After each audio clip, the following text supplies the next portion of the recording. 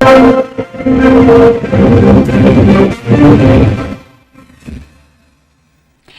thanks for joining us on the news. I'm Ruth Aguele. My sign language interpreter is John Bamidele. We're starting with the headlines. President Buhari approves more than 134.7 billion naira for payment of security debarment allowance to veterans who retired from the armed forces. African Development Bank emphasizes right of African countries to use their natural gas reserves. Plus, Federal Executive Council approves requests for additional operational vehicles for Federal Road Safety Corps.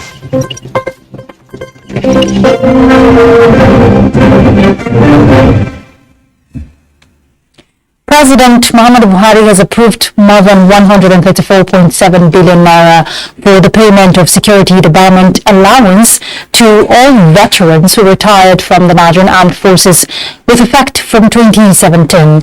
The president, who dropped this cheering news at the launch of the 2023 Armed Forces Remembrance Day Emblem Appeal Fund, stressed the need for the enormous potential of the ex-servicemen be tapped for national development. State House correspondent Adam Sambo reports. Apart from commemorating the nation's fallen heroes who made the ultimate sacrifice for the sake of humanity during the world and civil wars as well as peace support operations, the launch of the Emblem Appeal Fund is also an opportunity to appreciate the troops still actively engaged in the daunting task of preserving national security. The federal government, President Buhari promised, will not relent in repositioning and strengthening all the nation's security agencies to enable them surmount prevailing challenges and provide a conducive environment free from threats and criminality. I would like to reiterate my earlier resolve to hand over a Nigeria at the end of my tenure which is free from insecurity to the next generation of leaders, and with the gallantry and sacrifices exhibited by men and women of our armed forces in the campaign against insurgency, I am confident the nation will be returned to normalcy and will continue to battle decisively for the security challenges. Citizens, he however said, must refrain from detrimental acts and statements that threaten national unity and integration, but rather engage in those that unite the country.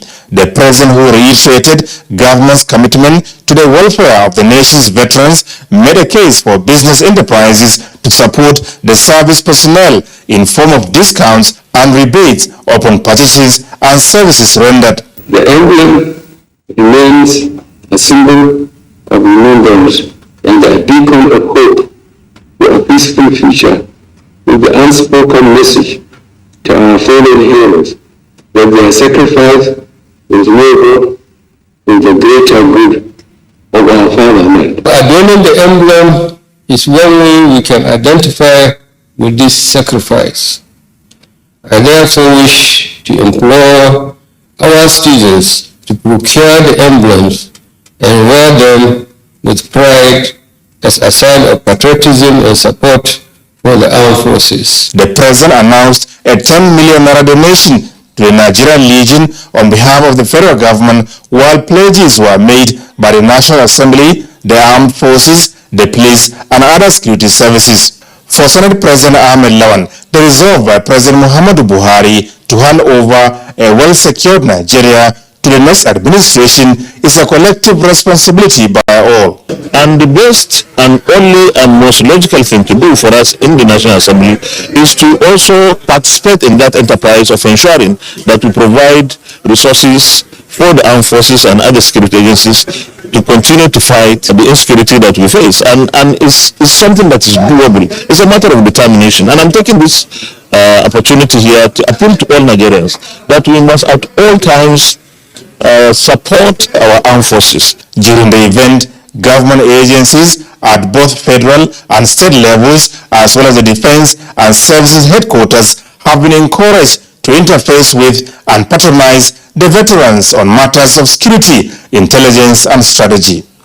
From the State House, Adamu Sambu, NTA News.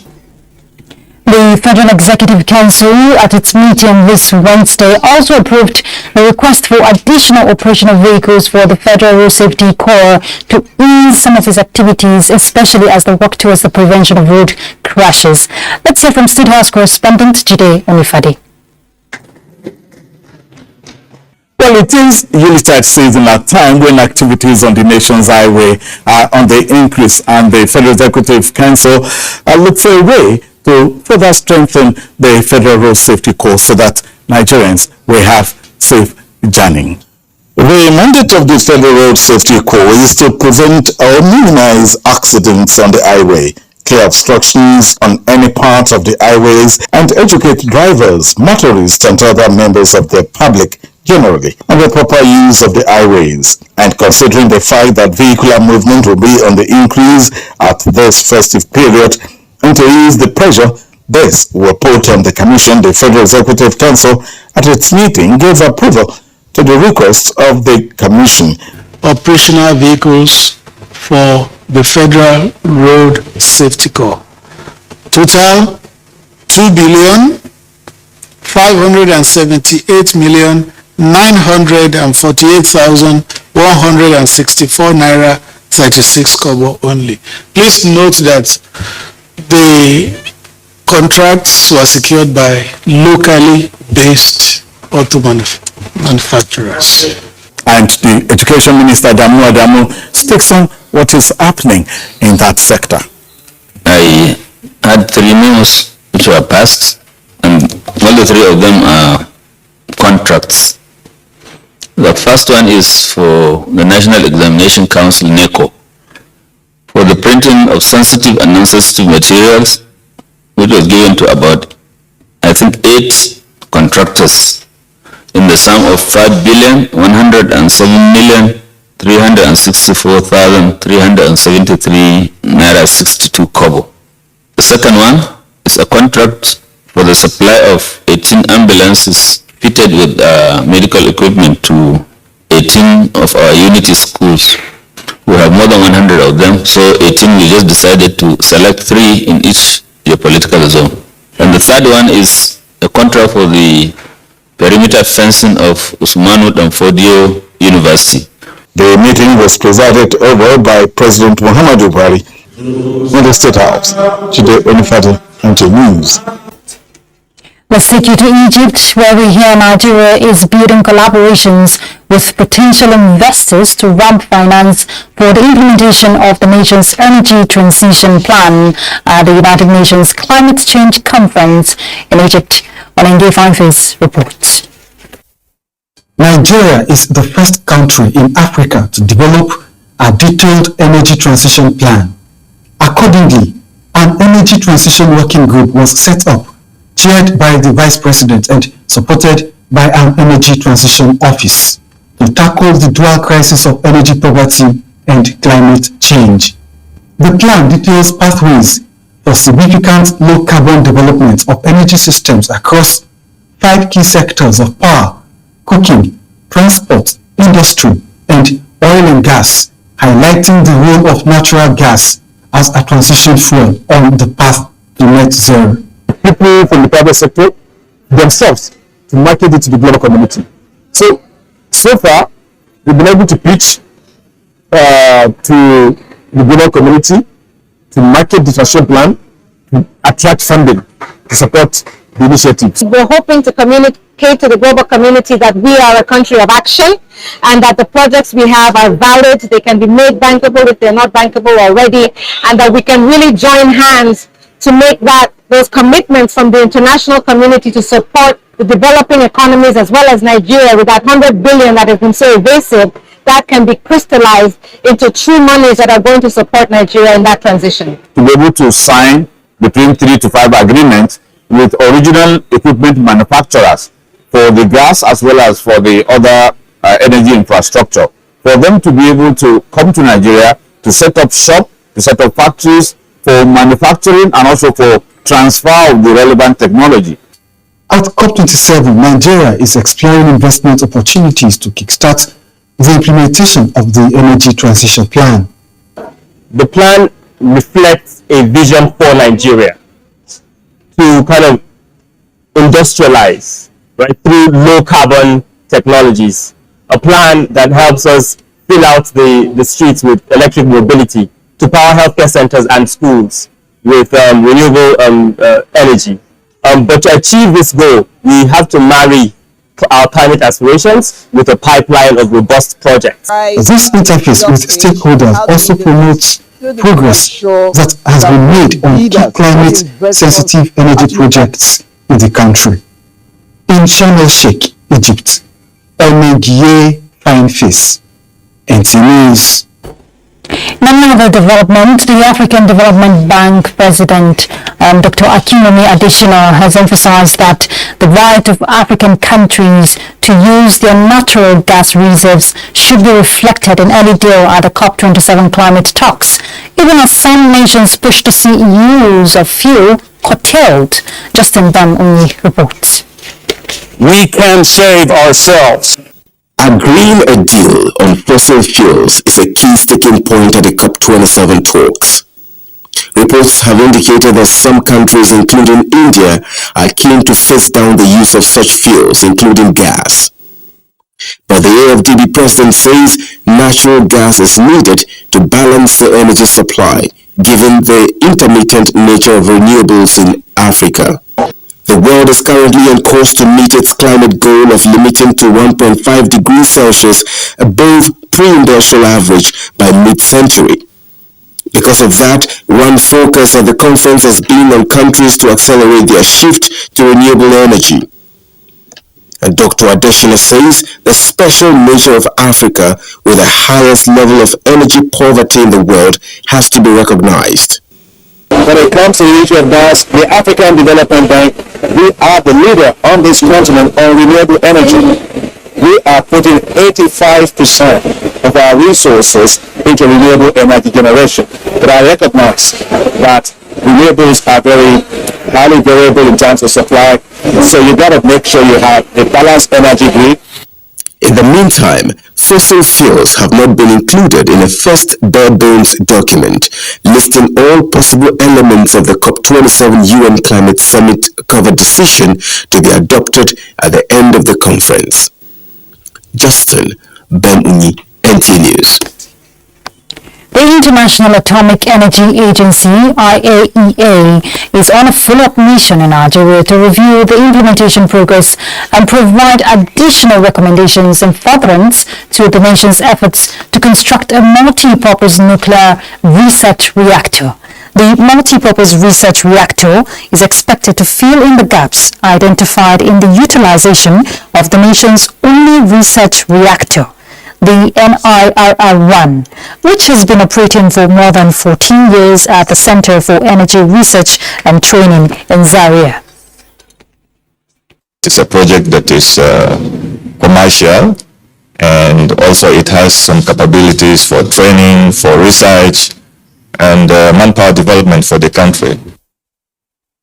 The IAEA follow-up mission, organized by the Nigerian Atomic Energy Commission, is on integrated nuclear infrastructure review for the new research reactor for radioisotope production that will serve the whole of West African region. At mission today, we are going to go into phase 2. It's a 3-phase affair. So we are ended phase 1 and we are going to phase 2, which means that we will look for bidders and vendors from where we can purchase this reactor and the installation can start in earnest. From the global scene, Pope Francis condemns Russian strikes on Ukraine, warns against escalation over Poland blast. Polish president says no signs of international attack on Poland. It was probably an unfortunate incident. Let's get more details from Obiageli Boke. Pope Francis on Wednesday has condemned the latest wave of missile attacks on Ukraine and appealed for a ceasefire to avert the risk of escalation of the conflict. In Brussels, NATO Director General Jens Stoltenberg says there was no indication that the missile strike that hit a Polish border village on Tuesday night was deliberate. Preliminary analysis, as previously reported, suggests the incident was caused by Ukrainian air defense missile fired to intercept a Russian missile. Meanwhile, Moscow denies launching strikes on Ukraine capital, says Russia images show Ukrainian S-300 missile hit Poland. In Bali, French President Emmanuel Macron meets Australian and Singaporean Prime Ministers Anthony Albanese and Lee Hsien Loong during a bilateral meeting on the sidelines of the G20 summit on Wednesday. Australia's relationship with France appears to be on the mend as leaders of both nations discuss working together on defense, security, climate change, and culture. In Africa, former Kenyan President Uhuru Kenyatta arrived on Tuesday in the key Eastern Democratic Republic of Congo city of Goma. His visit comes as the country's soldiers are engaged in renewed clashes with M23 rebels on the north of the city. Kenyatta appeals to all parties in the conflict to lay down their arms and nurture a sense of patriotism. The ex-president is a mediator in the East African community's attempt to bring about peace in the east of the Democratic Republic of Congo. Obiageli Ugoki, NTA News. Well, let's go on a break. We'll be back shortly. Please stay tuned. In a third final in 20 years.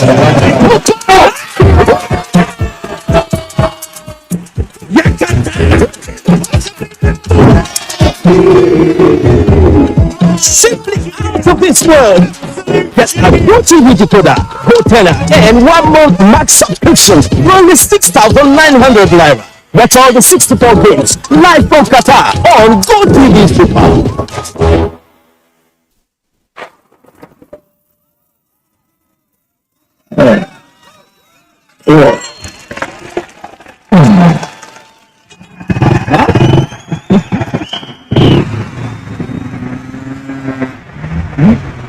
Latest entrant, latest technology. Welcome to Intel 4G LTE Advanced and experience super fast internet access today. Visit intel.com.ng or any of our stores in Lagos, Abuja, and Port Harcourt to get started.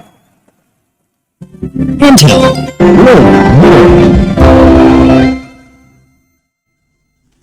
Welcome back. The National Human Rights Commission says it will continue to work in strengthening human rights activities in Nigeria.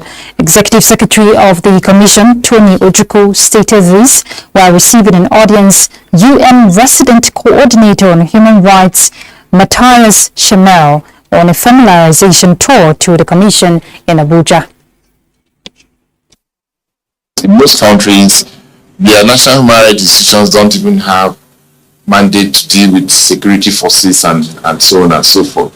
Our mandate is total. It is anything that is human right. There's nothing that is excluded from our mandate. We're very clear as resident coordinators, we must help countries save the development agenda. If we don't prioritize this, we will fail collectively. And the 3 priorities they gave out to Secretary General in particular was number 1, education. And that's going to be interesting. I think there was a reference at one point by one of your colleagues to children out of school. Education is a basic right. So I think that's one area where we can explore further collaboration. Second one is climate change. It is expected that the relationship between the National Human Rights Commission and the United Nations will promote and protect human rights of Nigerians in line with global best practices. A new international event has been added to the United Nations calendar of significant events. It is the International Day of Tolerance, celebrated for the first time ever in Nigeria. It is a move to curb the rising cases of war and diverse crises resulting to killings. Mamso Benyandeti will tell us more about it. The only reason why a human being will intentionally fake a weapon to eliminate the life of another like him or her is simple: lack of love and tolerance. This has caused humanity so much pain, sorrow, and destruction. However, it has become pertinent for this to stop so that humanity can enjoy some peace and sameness. Hence the birth of the World Tolerance Day. This, for the first time in the world, the United Nations is coming up with what is called the Tolerance Day. As a matter of fact, it is also the first time we're doing it in Nigeria, and looking into what is going to happen in Nigeria come the election 2023. It need not to stomach violence or anger in your heart. If at any moment our friend you place, call my attention. Once you are able to see the other person as you see yourself, the world will be a peaceful place.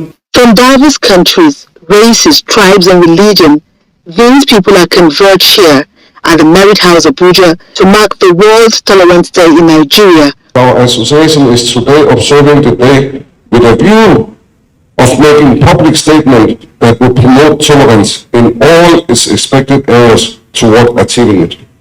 The day will be marked 16th of November every year. Momso Damien Dati, NTA News. Presidential candidate of the People's Democratic Party and former Vice President of Nigeria, Atiku Abubakar, has restated his commitment to ensure that necessary constitutional amendments that will cause a transfer of more powers and resources to other tiers of government is activated on its first day in office if elected president in the next year's election. Atiku made this position known during an interactive session with members of the Nigerian Guild of Editors in Lagos this Wednesday. The PDP presidential candidate said it was unfortunate that a section of the media chose to misinterpret his comments at a session with the Lagos Business School Alumni Association on Tuesday. They reported his remarks in a way that casts doubt on his readiness to implement the restructuring agenda, maintaining that the restructuring agenda is intact and it will be implemented from his first day in office. The former vice president, while responding to questions from the editors, said his administration would work closely with private sector towards ensuring that the gaps in infrastructure deficits are closed. The presidential candidate of the All Progressives Congress, Asiwaju Bola Ahmed Tinubu, has assured the leadership of the Christian Association of Nigeria, CAN, that he will not run his administration on the basis of religion if elected president of Nigeria. The APC presidential candidate, who was speaking at an interactive meeting with the CAN leadership in Abuja, assured them that the same way his administration did not discriminate against anyone either based on tribe, religion or gender when he was Lagos governor, he would not start such in office as president. He was accompanied to the session by his wife, Senator Oluwemi Tinubu, presidential running mate, Senator Kashim Shettima, and some stalwarts of the APC. The leadership of CAN on the new President Daniel Oko presented a charter of demands and issues to the APC presidential candidate, among which is the state police or a decentralized policing system, devolution of power to states, equal rights for all religions and their adherents, right to self-determination by all ethnic groups, right to control natural resources by communities that bear them among others.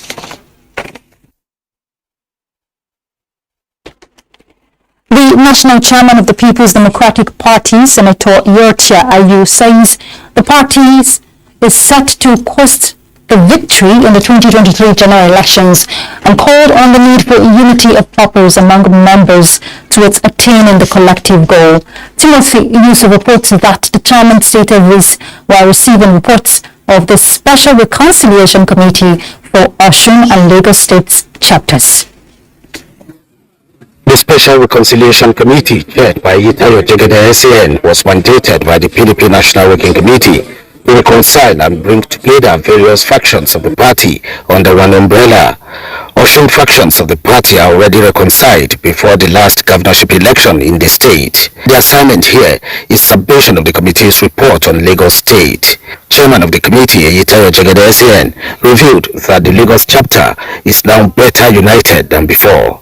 PDP National Chairman Yocha Ayu emphasized that when the leadership of the party at every level is united, the party has better chances of winning.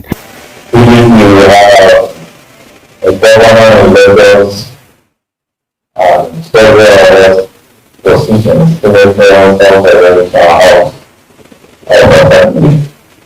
course crowned with a massive victory at the presidential candidate. PDP will continue to work assiduously towards ensuring peace, unity and stability ahead of the forthcoming elections, the members assured. Timothy Yusuf, NTA News. Civil servants seeking to travel must forward within 2 weeks requests accompanied by appropriate and necessary documents for timely approval ahead of the expected travel time. This is to enable the Office of the Head of the Civil Service of the Federation time for due diligence on requests.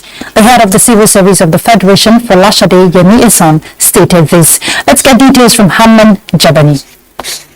Not complying with extant rules as well as templates of following requests for approval for international travels and training, not to incur more costs and promote cost-saving measures in the light of the dwindling national resources are some of the reasons for the convergence of these offices from some ministries, departments and agencies responsible for international travel. Head of the Civil Service of the Federation, Folashade Yemi-Isan, who was represented, says the need to be diligent and scrutinize requests for international travels and foreign training thoroughly by protocol officers and those in charge of international decks is sacrosanct.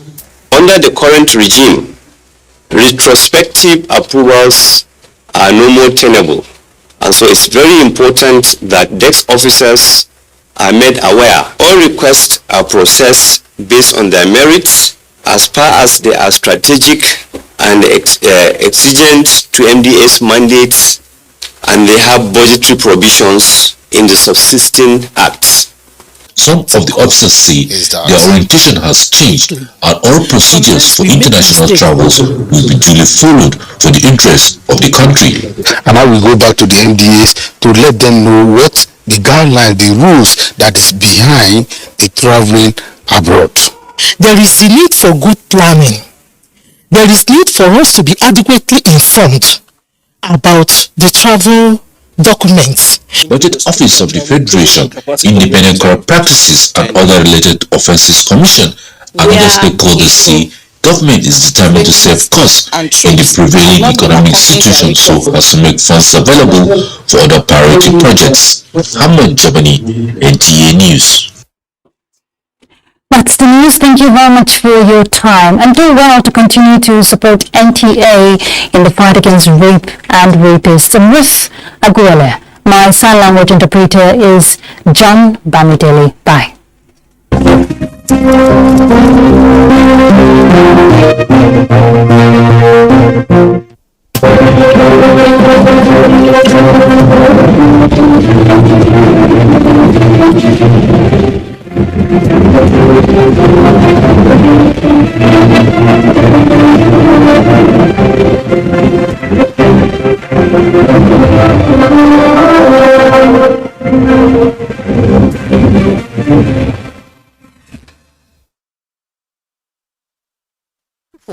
The day, 7 days a week. You can watch NTA International live on your TV, computer, iPad, tablet and phone. Log on to visiontv.co.uk and click on Entertainment, then NTAI. You can also download the iOS or Android app on your mobile devices to watch NTA International on the go, anywhere in the world.